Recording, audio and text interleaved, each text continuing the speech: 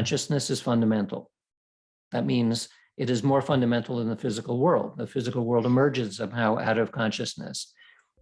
Given that we're at least partially physical creatures that have some kind of consciousness, we're self-aware, it becomes extremely difficult. We cannot step outside of where and who we are. You kind of need, you need to jump out of the universe and look back on it. Well, we don't know how to do that yet. Just looking at the relationship between consciousness and matter, mind-matter interaction, psychokinetic effects. It's extremely difficult to understand how that works from a materialistic perspective. It's also kind of difficult to figure out from an idealist perspective, because in idealism, essentially there is no physical world.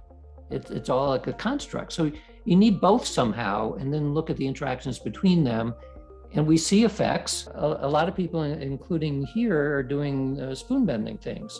So here's one that I bent. And I was only interested in this particular kind of bend because it's extremely difficult to do by force. And I did it myself. And it's important because it opens two doorways that we didn't have before with classical physics.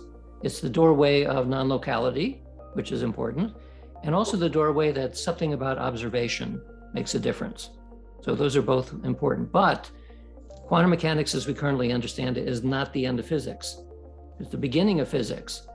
And quantum mechanics, and maybe its next iteration, or maybe beyond that, is almost certainly going to have consciousness as part of the equation. Physicists today are very resistant to that idea, because suddenly they can't just do physics. They also have to think about philosophy and psychology and everything. They don't like that. But something like that is going to be necessary in order to make a big advancement in physics. And I know plenty of physicists who are working on this issue quietly.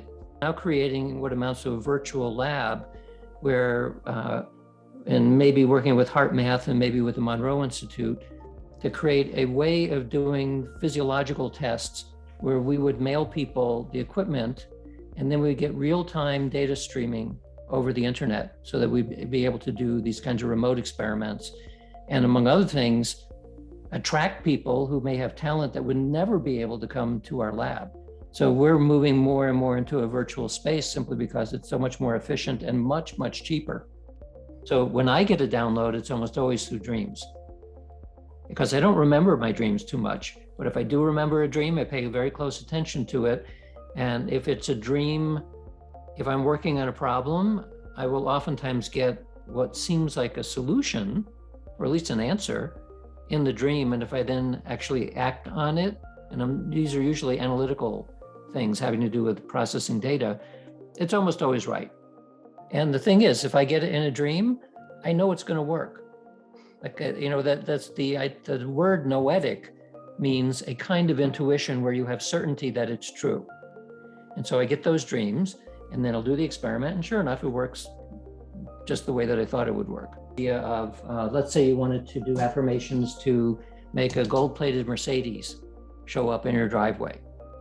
So, every time you think about something, even in a casual sense, I believe that it is pushing probabilities of the world around. Think of now versus tomorrow. There's a million, like a big branching probabilistic structure that gets us from here to there. Lots of decisions are being made along the way.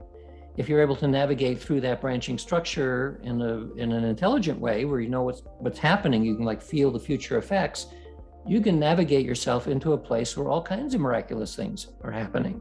This decision tree that's happening all along the way, if you're not aware of the decisions that you're making, you're going to more or less move through this probabilistic structure through whatever the strongest current is. So the metaphor I use is like we're all floating on a stream that has a certain very strong current in it. And if you're on a little boat in that stream and you're not trying to do anything, you're going to be dragged along with the current. And the current happens to be going over a waterfall, you're going to go over a waterfall. If you're able to think about this as more of a probabilistic state, then you have a little paddle in your boat and you can sense that you don't want to go over the waterfall over there. Well, you start paddling and you can slowly pull yourself out of the mainstream, literally, and cause yourself to end up somewhere else. Well, it requires a certain degree of awareness of where you are and where you're likely to end up. So I think what affirmations are doing is forcing you to pay attention to each decision along the way and steering yourself into the future that you actually want, because it's not fixed. What this, well, you probably could get a gold-plated Mercedes, and sure enough, in the mail shows up this. This is a gold-plated Mercedes. It's a little car that's a Mercedes. The doors open and the wheels turn and everything, and it's gold. And so I wrote back and said that this is a great thing, thank you. And she said, well, it's just as an illustration that if you're not completely clear on what it is that you want, you can get a gold-plated Mercedes, but that's not exactly what I had in mind.